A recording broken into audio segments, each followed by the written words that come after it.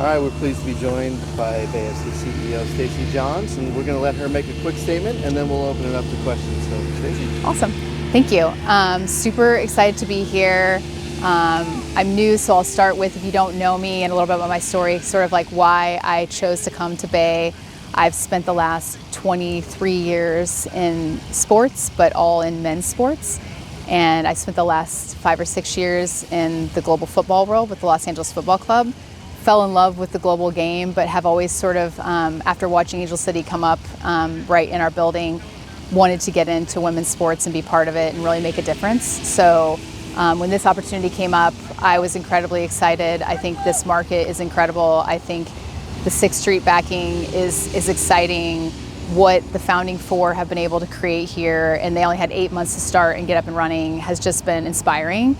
And wanting to be able to come here after so much has already been developed and like help put a mark on it was really exciting to me. So looking forward to this Saturday to be at my first match, and really start to feel like how we can bring in the community in different ways and bring the Bay to our matches and bring the community and build a community around it. So happy to answer any other questions.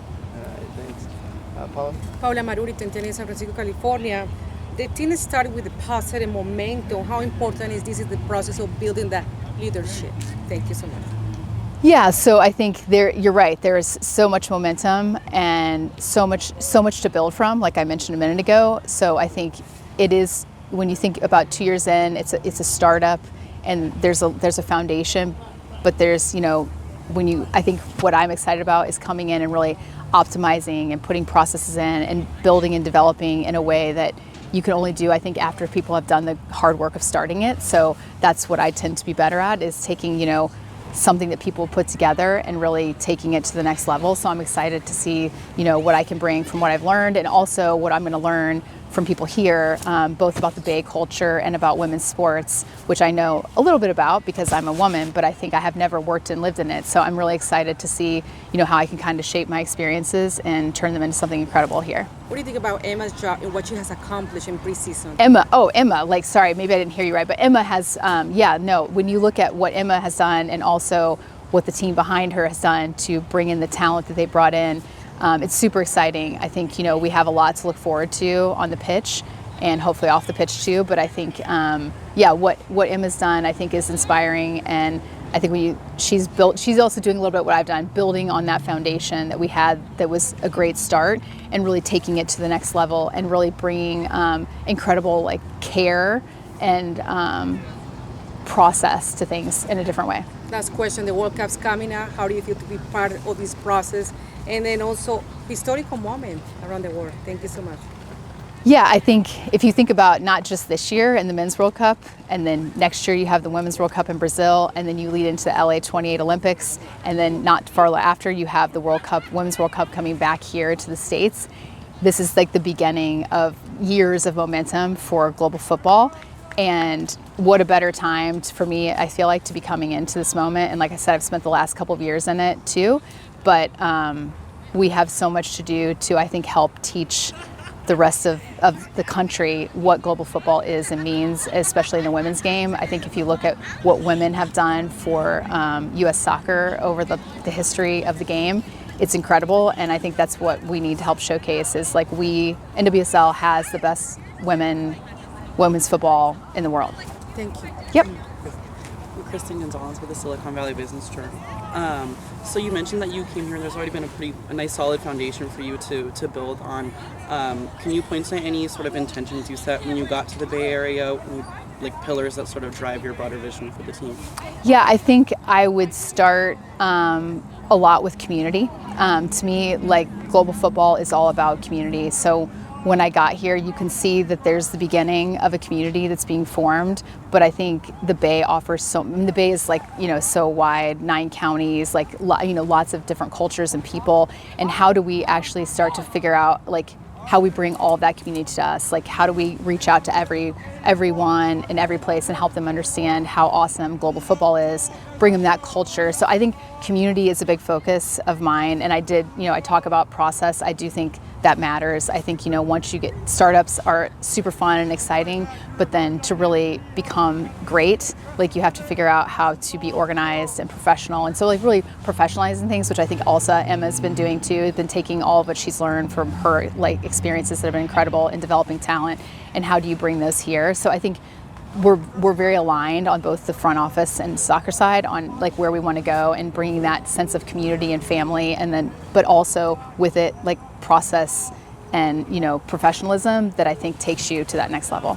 And what does that process look like, trying to sort of draw these 9 counties together in sort of support of Bay FC? Has it been more challenging or less challenging than in men's soccer down in LA? What are sort of comparisons you've been able to draw? Yeah, I think what's almost impossible to compare is, in LA they had 4 or 5 years to start. So they had this incredible foundation to run up to. Here they had like 8 months. And in 8 months, you can only do so much. And so I think now we have to like sort of slow down a little bit and be really intentional. And it's not something you can do with like just a blanket over. I've sat down in my first like couple weeks here, like most important start was, supporters, had dinner with supporter leaders, founding for, employees, like all the different departments, that we work with, and really getting to know what have we done, what has been successful, like what can we double down on, and what have we just like missed along the way. So I think it's not going to be like a magic bullet or a single thing, but I really would love to build a true like global supporter culture here and a fan experience that is unrivaled. And I think you're starting to see some of that come in women's soccer, but no one really is doing it yet. So, and it won't be, like I said, an easy thing, but I think it'll be a very intentional community building, culture building. So that's like going out and doing things for the community and with the community. That's how you build that real culture, and that's how you get people to want to be part of what you do every day and not just want to come watch a soccer game. And as she mentioned, it's a busy time for soccer in the Bay Area.